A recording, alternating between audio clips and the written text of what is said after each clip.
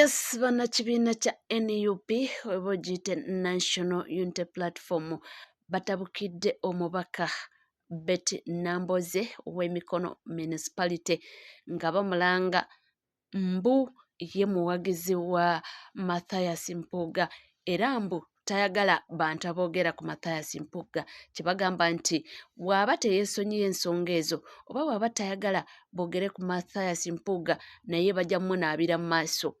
Era bategezezza nti naye bajja mmutwaliramu bw'oba tayagala boogere ku nsonga oba ebyo ebyaliwo bwe bagamba baagala kimu Mathias Mpuuga aveeyo yeetonde mbu yeetondere eggwanga yeetondere ne pulezidenti w'ekibiina kya NUP kye bagamba nti singa taakikole bo tebagenda kukomya kukyogerako nti ate singa Honorable Betty Namboze yeeyongerayo gamba nti balimu kubyogerako mbu naye bajja mmutwaliramu.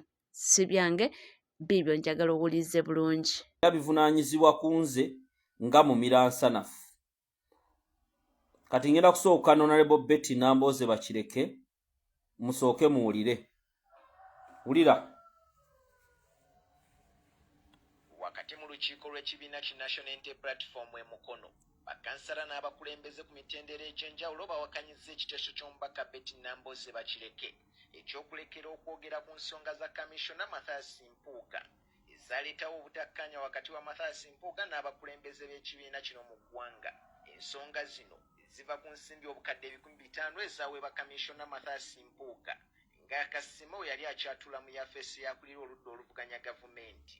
Era wano omukulembeze w'ekibiina kino Robert Kyagulanyi Ssentamu yamusaba yeetondera eggwanga olw'ekikolwa ekyo kye yayita ekyokulya enguzi we yakkiriza akasiimo kano wabula Mpuuga ne yeerema okukola ebyo ebyamusabibwa ekibiina nga n'ekyaddirira ekibiina kuwandiikira paalamenti nga kijja mu Mpuuga obwesige ku kifo ekyali kyakamuweebwa ekya kamishona wa paalamenti. Wabula Sipiika wa paalamenti Nalongo Anita Among kye yagaana era n'asigala ng'akyaweereza mu ofiisi eno.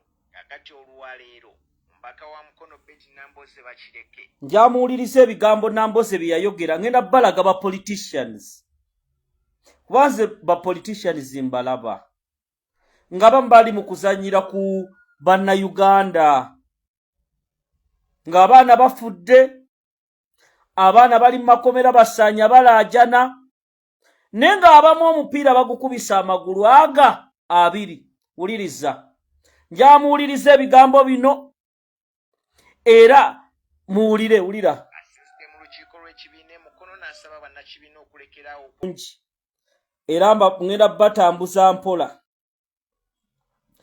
Ba politicians mugenda bategeera. Era wano bannansi walofe bye tutagenda kusirikira wulira.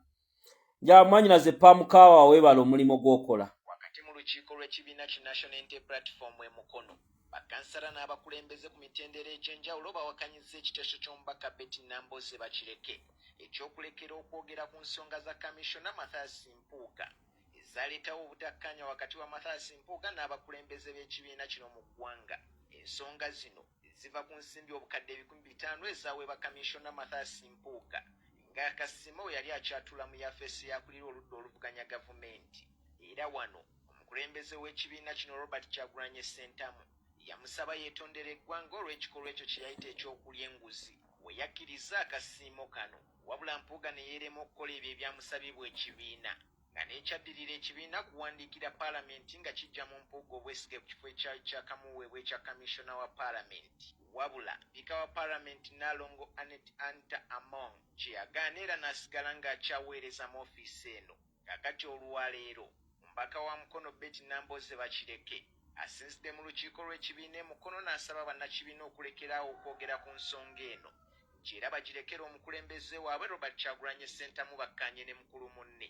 Naye mwe mukimanye nze mbadde ne Oweekitiibwa Mpuuga emyaka 40 nga tukolera wamu ebyobufuzi era n'olwaleero. Naye mbadde mbasabamu abali eno nti ekirungi mwami Mpuuga tagambangako akolerera kufuluma kibiina omuwulira agamba akolerera ku kikola kisigalamu. Bade ngamba nti tuleke ebya issues z'abajeno tuzirekere baani mu buli ngeri era tetulina nnyo kyakukola kubanga ogenda kunyiiga kola kibusituka tugende tukole ekibiina ekijja kati nze mbabuulira nti mbasaba ebigambo ebyo mubireke nga bwe mwabiwulira bwe tunadda mu ntale ez'ogamba lwaki amaanyi agampuuga okuwulira obubi oba owekitiibwa mpuuga alina ebyamusobako era sayidi eyo yeki sayidi eyo yenkyamu ssaabasajja kabaka awangaale abakulembeze ku mitendera egy'enjawulo nga bakulembeddwamu deputy speaker wa municipal y'e Mukono Bazanya Rogers wano we basinzidde okuwakanya eky'omubaka Betty Nambooze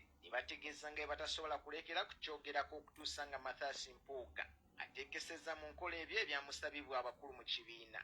Amanya sabaduka zikkiriziganya 100% na mubaka Nambooze Betty bakireke owe Mukono okugamba nti no Mpuuga kyeyakola nti tukirekere Mpuuga ne president ekyo tujja kulwana nakyo paka. Mpuuga mubbi emiliyoni 5 zisobola okujjuza eddagala mu ddwaliro lya Mukono dispensary ayo akole ebintu president byamugamba alisayinge yetondere bannayuganda tutegere nti Mpuuga mutuufu alumirirwa bannayuganda era neggwanga lyagala awatali ekyo tugenda fafagana n'Empuuga paka kukisembayo naleko Nambooze oba toyimirira ku kigambo ekyo na ku magulu gabiri nawe tujja kutwaliramu kubanga ne bakansalawo bennyini abakuli ku mugongo bo bagamba nti pulezidenti waabwe y'Empuuga wabanga balina agamba nti agenda kuleetonda eri ekibiina olwesente zeyafuna n'avaayo n'akyusa statement n'atandika okwogera ebirala paka unless nga abudde neyeetonda ebyomubaka ogamba mbu ensonga za Honorable Mpuuga tuzirekere president aguna kisana bwe tekisoboka tujja kulwanagana nakyo paka last tesobola muleka ino mukuwa paka last unless nga aze neyeetonda ensobi gye yakola awo tujja kuba tumuleka Bazanya Rogers the principal Mukono municipality ekyanno kuba kuvaayo ate n'atandika kukuba kibiina ye waba yagondera ekibiina najja najo yininga ekibiina kirina amateeka gaakyo yalina gendera mu mateeka gaakyo ye mwennyini yaliwo yagamba yaliwo nga tutandika ekibiina amateeka ge twabaga teri kulyanguzi kati kye kimulize enguzi weŋŋamba nti mubbimba mukyamu nkano y'emu waliwo abakulembeze be balumiriza okukolagana n'abamu ku abo mu bibiina ebirala okuli ekya NRM ne DP nga babalumiriza okugenda mu bitundu byabwe ne baboogerera amafuukuule era wano wabaddewo okuwanyisiganya ebigambo wakati wa Male Wilson yavuganya ku kifo ky'omubaka wa paalamenti Mukono ey'Amasere. Mwanyinaze pamukaawe bali omulimu gw'okola wuliriza kaakati Betty Nambooze bakireke akaliro bwakawulira bayita meeting ku Sunday e Mukono n'agamba abantu b'e Mukono nti ye Mpuuga ensonga z'abajjeno Mpuuga is not a jeno Betty Nambooze bakireke bano be basitula abantu mu jeno mu ensonga z'abajjeno Mpuuga jeno waawa Mpuuga jeno waawa oba mutadde kulanka ya presidenti kino kye najja nembagamba bano abantu basuubi bakola endagaano bo bano abantu basuubi batuuka ne baga tulina okusensera NUP era bwe baalabye nga kibalya bo bennyini abasuubi ne batuula ne bagamba kati tusale ebigere kubanga essawa zino tebalina bwe bayinza kutandika kibiina kya byabufuzi ne kikwatayo tebalina abantu babadde babagobye era strategy gye balina abasuubi bassegona abo kudda kulwanira munda nga bazimba kuba bagenza okulaba ng'ekintu kyabwe tukikubye nga kikyali mu initial stage omuntu atalina bwongo mu scenario ebaddewo yayinza butasengejja era mbagamba ku bigambo abakulu abo be boogera mbu beezimba bakola ki wuliriza Nambooze kati kambalage Nambooze bw'amala okwogera ebigambo ebyo mwannyinaze n'ategeera kimukubye kigenda kutambula n'ayita ab'amawulire abo temubitambuza byenjogedde mu lukiiko n'akola ne ka vidiyo wuliriza ng'agamba bamusazeeko ebigambo babigasse bugasi n'ebigambo bye mbapuleyingidde si bigatte yabyogedde kati ng'amutunuulira abantu be tuyina bino abaana b'abantu bafiiriddemu abaana b'abantu bali mu makomera abantu bali mu kusimbiramu ziikalina, abantu bali mu kweyagala. Bino bwe tuvaayo okubyogerako bamira nsanafu tubeera babi. Bwe twogera ku nsonga esimu bamira nsanafu baleeta okusosola. Tebatya bakulembeze. Naye kati ku biri byayogedde wuliriza bwe yabyewakanye. Wulira. Abooluganda mbeebaziza mwebale emirimu mukulikeyo mu lukiiko olwa NUP.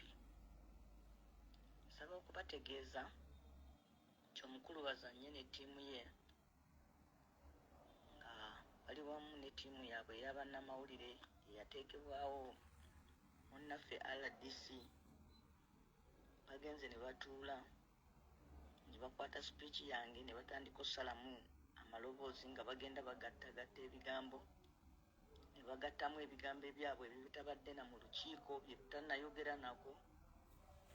Olwangamba volume lindako kankaddemu njamuwuliriza abantu bano kuba kati babazannyira ku bwongo nfe olumu ebimu bitutama n'otutama n'owulira nga bikutamye n'ogamba n'ebino sitole kimwana bino kiki ekigenda maaso ono mubbi ono yayogedde kino. Muwuliriza lindako wulira. Abooluganda mbeebaziza mwebale emirimu mukulikeyo mu lukiiko olwa NUP. Nsaba okubategeeza nti omukulu bazannye ne ttiimu ye nga bali wamu ne ttiimu yaabwe ey'abannamawulire eyateekebwawo munnaffe RDC. Bagenze ne batuula ne bakwata sipiiki yange ne batandika ossalamu amaloboozi nga bagenda bagattagatta ebigambo ne bagattamu ebigambo ebyabwe ebitabadde na mu lukiiko bye tutannayogera nako. Ne bagenda nga bajjamu byenjogedde ne bagamba nti mu lukiiko tululwaniddemu nga bakansala bampakanya kubanga nze nzize mu lukiiko ne mbagamba nti Mpuuga ye mutuufu nti nera mumuveeko. Mwena ababadde mu lukiiko omwo mumanyi byenjogedde n'omutima gwenjogereddemu n'okubanyonyola kwe mbanyonyodde na biki byenjogedde mu butuufu bwabyo ne ku nsonga eyo ludda ki gwe mbadde mukimanyi bulungi. Naye bwe tubanga buli we tunaatuulanga mu nkiiko z'ekibiina ng'abantu abamu bajjamu nga bajjamu byakututabula mu kifo ky'ekibiina ekyogenda mu maaso, baba ekigendererwa kyakulemesa kibiina wano e Mukono. N'olwekyo omulundi guno ndirwedde okwerwanako. Buli kintu kibaako entandikwa n'enkomerero. Tugumiikiriza nnyo enkola y'abazannya. Ne tumugumiikiriza mu buyaaye bwe, mu bufere bwe, mu bubbi bwe. Wulidde? Ne tumugumiikiriza mu bukumpanya bwaliko ne mu kukolera NRM bwe yateekawo ffe ne tusirika ne twefuula abasiru.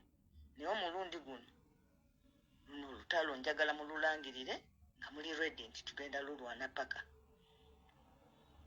Kubanga wabaawo entandikwa n'enkomerero ku buli kintu.